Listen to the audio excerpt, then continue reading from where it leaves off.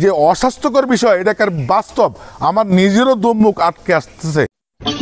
MIB TV news, সত্যের পক্ষে, অন্যায়ের বিরুদ্ধে বলিষ্ঠ কণ্ঠস্বর। আমাদের সাথে থাকুন।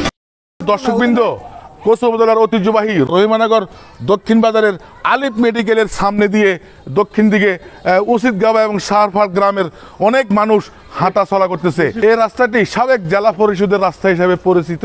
আলিফ মেডিকেলের সামনে দিয়ে উচিতগাবা এবং শাহরফাট প্রতিদিন হাজার হাজার মানুষ এই রাস্তা দিয়ে চলাচল করে। এখানকার মানুষ এই হাঁটা চলায় অনেক দুর্ভোগ পোড়াতে হচ্ছে। গত কয়েকদিন থেকে স্থানীয় লোকজন আমাকে বলতেছে এই রাস্তাটি সংবাদ করার জন্য, তাই চলে আসলাম। তো এখানে আপনারা দেখতে পাচ্ছেন আশেপাশের বাসাবাড়ি, এই বাসাবাড়ির ওয়াশরুমের ময়লা আবর্জনা এসে এই রাস্তাটি পানি জমাট হয়ে এবং দুর্গন্ধে এই এলাকার মানুষ থাকতে পারছে না।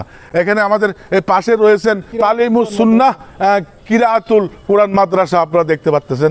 মাদ্রাসার শিক্ষার্থীরাও আসা যাওয়া অনেক দুর্ভোগ পোহাতে হচ্ছে, অনেক দুর্ভোগ। এই পানিগুলি টয়লেটের আশেপাশে বিল্ডিংয়ের আশেপাশে আবাসিক বিল্ডিংগুলির পানি, টয়লেটের পানি এসে রাস্তায় দুর্গন্ধ।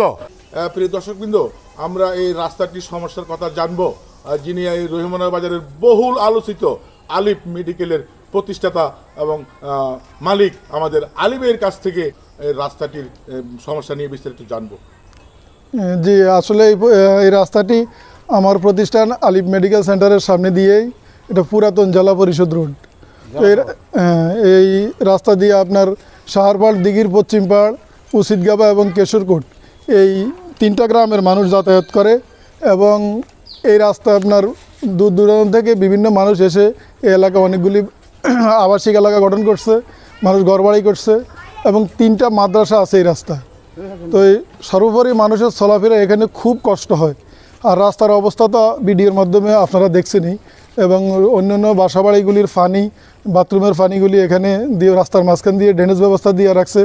এখন অস্বাস্থ্যকর পরিবেশ এবং চলাফেরা মানুষের খুবই কষ্ট, হাঁটার মতো কোনো পরিবেশে নেই। ছাত্রছাত্রী, বৃদ্ধ মানুষ খুব কষ্টে চলাফেরা করে। খুব জরুরি এই রাস্তাটার ডেভেলপমেন্ট, ড্রেনেজ ব্যবস্থা এবং ফাঁকা করার খুব দরকার। আমাদের এমপি মহোদয়ের এই শুভ দৃষ্টি আশা করছে আমাদের এই রাস্তাটার জন্য। আমাদের চেয়ারম্যান সাহেব আছে, আমাদের জেলা পরিষদ সদস্য আছে, ওনাদের সবারই শুভ দৃষ্টি আমরা কামনা করি যেন আমাদের রাস্তাটার একটা ব্যবস্থা ওনারা করে দেয়। হ্যালো ভাইজান, আমরা তো এখানে ব্যবসা বাণিজ্য করি এবং আমাদের বাড়িও এখানে। আমরা এই রোডে আসতে আমাদের ফোলাফাইন খুব একটা অসুবিধা। মেয়ে ছেলে নিয়ে ফোলাফাইনেরা স্কুলে আসতে, কলেজে আসতে যা একটা দুর্ভোগ আমরা পোয়াইতেছি, এটা বলার মতো না। যদি ঊর্ধ্বতন কর্মকর্তারা বা আমগো চেয়ারম্যান সাহেবরা বা এই উপরস্থ লোকেরা যদি আমগো এই রাস্তার দিকে একটু দৃষ্টি দেন, আমরা সবাই উপকৃত হব। আমরা এই রোডে চলাচলে আমরা বেশি একটা সমস্যা। আমরা এই এলাকায় এই রাস্তার কেন্দ্রীয় মানুষ, আমরা বাড়ি হলো শাহরপাড়। এই হতে আমরা 24 ঘন্টা আয়োজন করি, কিন্তু আমরা আসতাম পারেন এই রাস্তাটার খুব করুণ অবস্থা। হ্যাঁ প্রিয় দর্শকবৃন্দ, আমরা এখন জানতে পেরেছি তো এখানকার যে পরিবেশ, যে অস্বাস্থ্যকর বিষয় এটাকার বাস্তব আমার নিজেরও দমমুখ আটকে আসতেছে এই ময়লা আবর্জনার গন্ধে। ড্রেনেজ ব্যবস্থা না থাকায় এই ময়লা আবর্জনা এই রাস্তা দিয়ে চলাচল করতেছে। এই রাস্তা দিয়ে যারা চলাচল করেন, ভুক্তভোগীরা দাবি করেছে আমাদের কচুয়ার সংসদ তারুণ্যের অহংকার বাংলাদেশ আওয়ামী লীগের তথ্য গবেষণা বিষয়ক সম্পাদক ডক্টর সেলিম মাহমুদ স্যারের দৃষ্টি আকর্ষণ করছে এরা।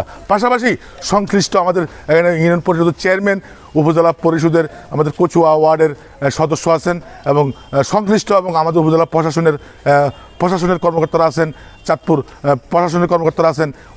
অত্যন্ত জরুরি এই রাস্তাটি উন্নয়ন করার জন্য স্থানীয় ভুক্তভোগীরা জোর দাবি জানিয়েছেন। এই যে আপনারা দেখতেছেন আলিফ মেডিকেল সেন্টারের সামনে দিয়ে উচিতগাবা এবং শাহরপাড়ের এই রাস্তাটি মানুষ অনেক দুর্ভোগে চলাচল করছে। আপনি কি এই রাস্তা দিয়ে যাবেন? আছে, ফ্যাঁকও আছে, আর সহ্য নেই রাস্তার ব্যাপারে।